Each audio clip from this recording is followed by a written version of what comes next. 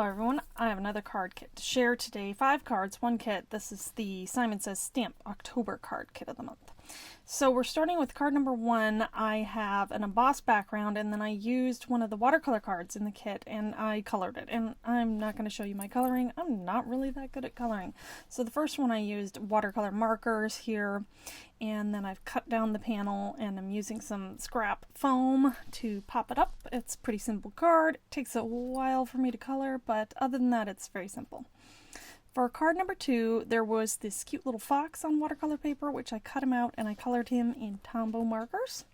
And they're on screen if you're interested in those colors. And then I'm using the stencil to make one of these little conversation bubbles with the inking or blending brush.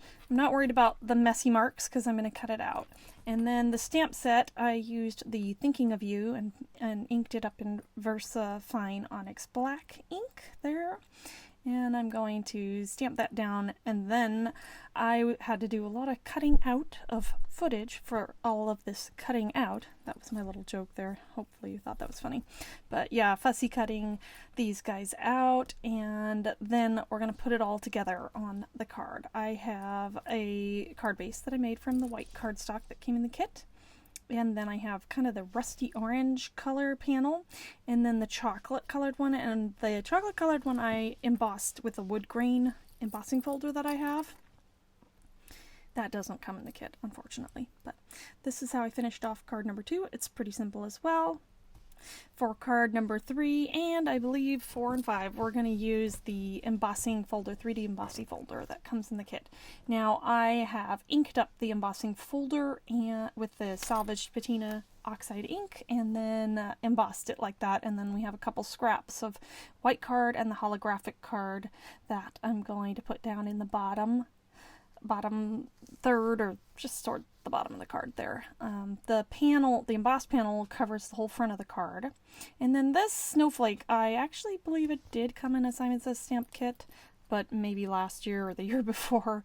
But it's the only real detail snowflake I have. It's a nice die. So I cut that out of the holographic paper, and I'm putting that down at the bottom. And then I've cut out the words from the die that comes in the kit, the friend, out of the holographic paper, as well as some white cardstock.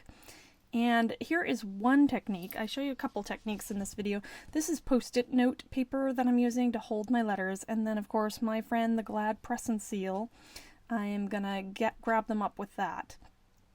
And then that is going to hopefully help me get them straight and on the card. And that's how I transferred these. It's a bit fiddly, so I cut out a lot of that footage. But it's kind of cool that you can layer. The die cuts out both the outline as well as the letters. And so you can layer them up here. I've done the white in the outline and the holographic in the letters. And I'm popping in a picture here of what I wish I had done. I'd kind of scooted the snowflake over to fit the word better. So there's 2 options there. Now on the 4th card, I have taken another panel that I have embossed, a white card with the salvaged patina, and then I have this purple color. I'm calling it purple. It almost looks blue on screen, but it is, yeah, purple is a controversial color, but that's what I called it in the dimensions, and I've embossed both of those with the 3D embossing folder, and I'm layering them up together. And then I'm going to take a strip of the holographic card to kind of bridge the divide between these 2 pattern papers. And I'm just I end up using this other tool here to make a nice line where I wanted to trim it, and then I take my little mini trimmer and line up my little engraving with the cutter to get that just right. Then I'm going to glue that down, and again I'm going to use the word die, the friend word die, which you can see I have underneath here. Here's another technique. I have a thin washi that I'm using to hold it, and I have used the salvaged patina to ink some paper just so I can get that pretty blue color for the outline.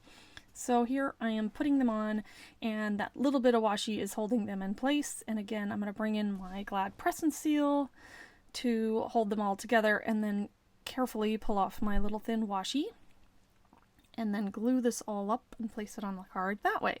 And I do have a third technique. They all use the Glad Press and Seal, but I have a third way of getting these letters on relatively straight on my card, which I will show you in the 5th card. So carefully pulling off the Glad press and seal.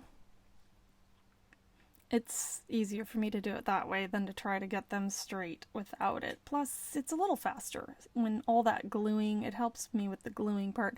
So I go ahead and add in this other inside of the D and the R, as you can see there.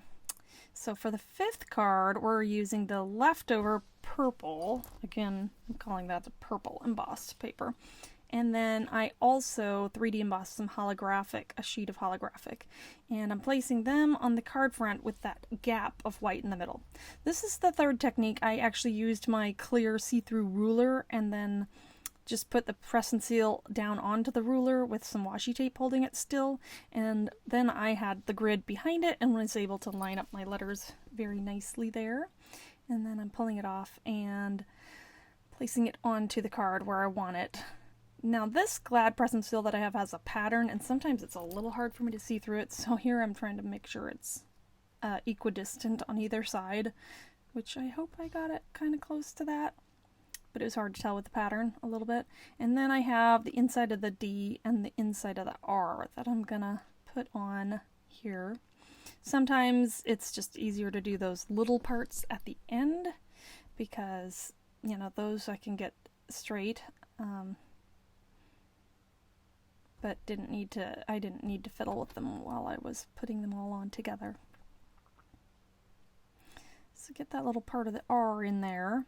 And to finish off this card, I used the stamp set again, only I only wanted the word hello. So I'm using that post-it note to block off parts. So this is a selective stamping, and then I just wiped the period off with my finger because it's just a tiny little dot. And then I use this T-square ruler to get it straight on my card. It's a little bit of a thinner ruler, so it was easy to stamp on top of it. And that is the fifth card. So I'm going to come in here and just show you briefly all 5 cards again.